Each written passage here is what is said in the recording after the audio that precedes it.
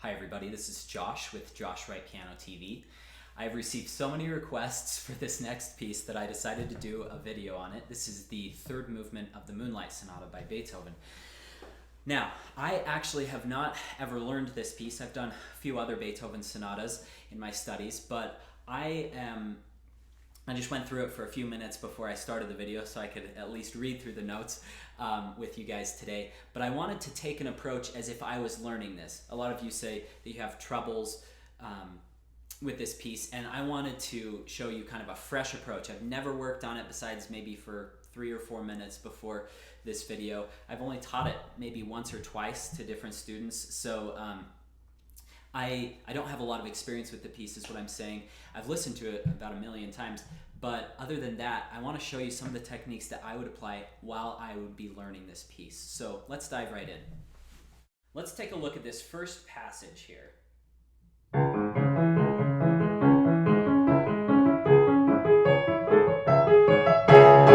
just going to go ahead and give that a try fast.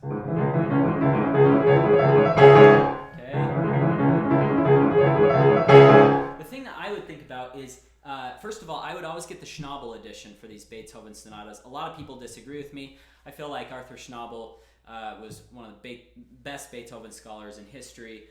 His students, Leon Fleischer, Leonard Schur, and many others, play Beethoven better than almost anyone. So I would definitely recommend this edition. The thing that he says in this edition, Schnabel's comments, says non-crescendo. So I would keep it nice and soft.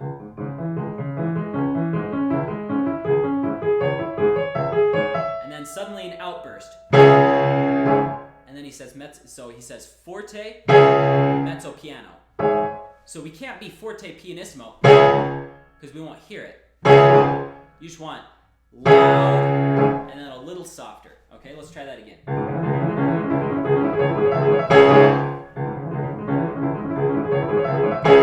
Okay, and I'm just going to challenge myself to get as soft as I can.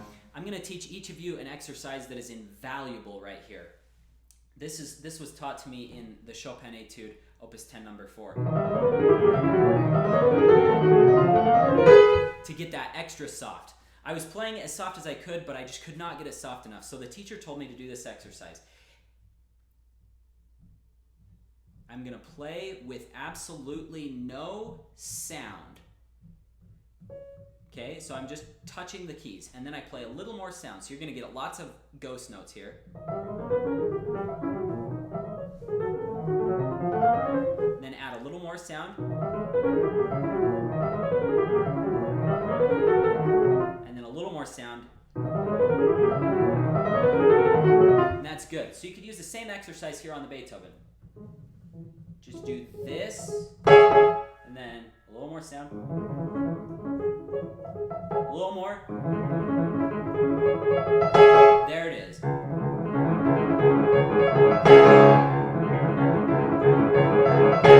So that will help you with that section. Let's move on to the next portion of the piece, which has difference in texture, which is this little part right here.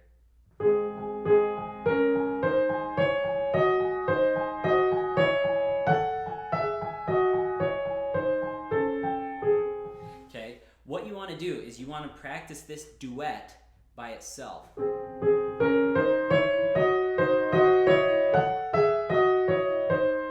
You don't want this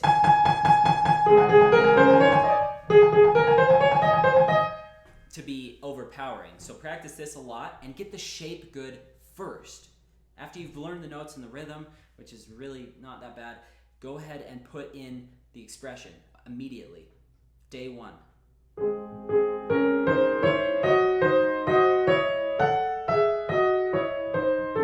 I didn't do a very good job of maintaining the fingering that I would use in the passage. I'm going to do that again with 1s and 2s and 3s.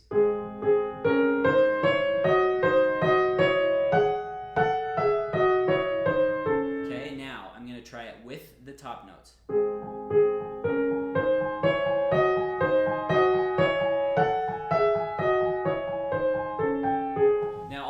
Be saying, oh, well, that's great and everything, but how do you get it fast? I am astounded that students don't do this more, because this is the only way I really learn. A lot of people might say it's amateurish. I think it's a smart way to learn. This is the way my amazing teachers have always taught me. Just do 1/2 beat at a time until that's good, and then another one until that's good, and maybe do hands alone if that trips you up. And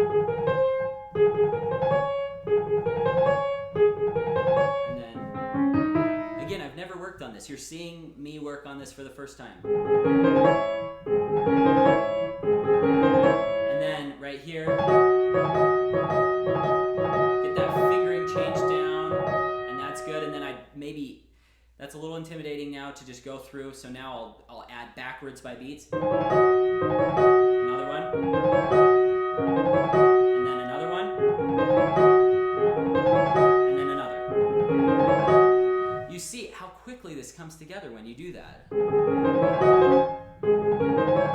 See, I messed up right after I got to the point that I stopped. So this method really does work, I promise. It's the tried and true method of everyone mastering one little thing at a time. Don't give your brain too much to think about at once. Let's go ahead and move on to the next section that is different from what we've gone over, which is this more lyrical part.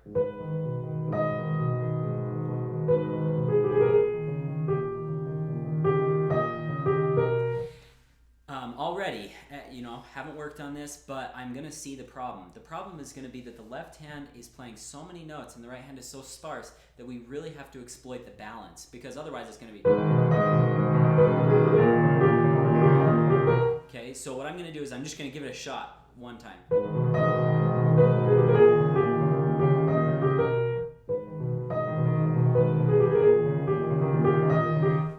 I like that, I don't love it though. So what I'm going to do is I'm going to work on the left hand. A couple things you can do to soften up the left hand. These are amazing things that I've learned from great professors. The first thing is stay in the key bed. Don't lift your keys all the way up. Don't do high you got to do high fingers just to learn the technique sometimes. So once you've got that though, stay really close to the keys.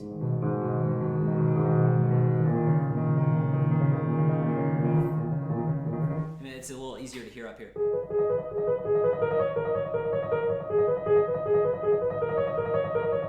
I'm using 4-1-2-1, 4-1-2-1, 4-1-2-1.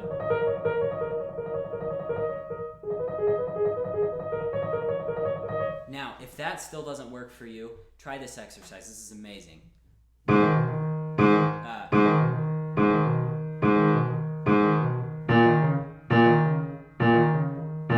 So accent the first notes, pianissimo and everything else, and then accent the second notes.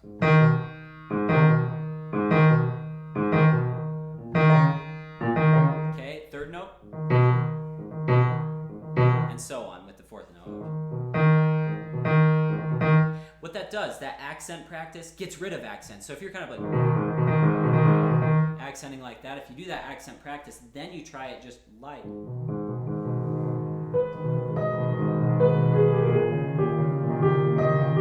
And I like that sound. I'm starting to love it.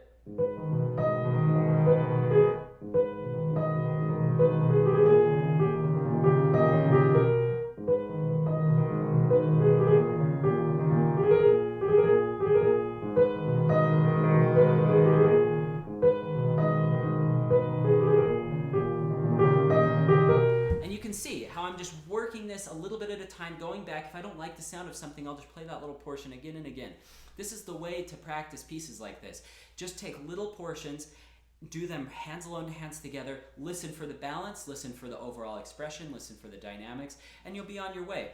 I had there's jokes, I mean, a lot of people have said things like this, but I had a teacher one time tell me, if the notes are right, the rhythm is correct, you've got good expression, good dynamics, and good pedaling, then the piece will be good. So you can count on that. If you go through all those checkpoints and you really listen hard, you will start playing at a higher level. Don't give yourself too much material at once. Just a little portion until you can get that. And then same thing with this. Until that's good, and same thing.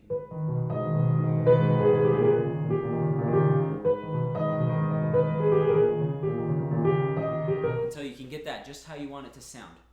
If any of you have questions or would like to audition for online lessons through Skype, my email is josh@joshwrightpiano.com. Also, I'd love it if you could join me on Facebook, Twitter, Instagram, or you can read my blog. I'm giving away a signed copy of my new CD on my blog right now. The blog address is joshwrightpiano.blogspot.com, or you can just click any of those links to any of that social media I just listed below. So I have the links to Facebook, Twitter, Instagram, and my blog below. Thanks so much for joining me today, and I'll see you soon.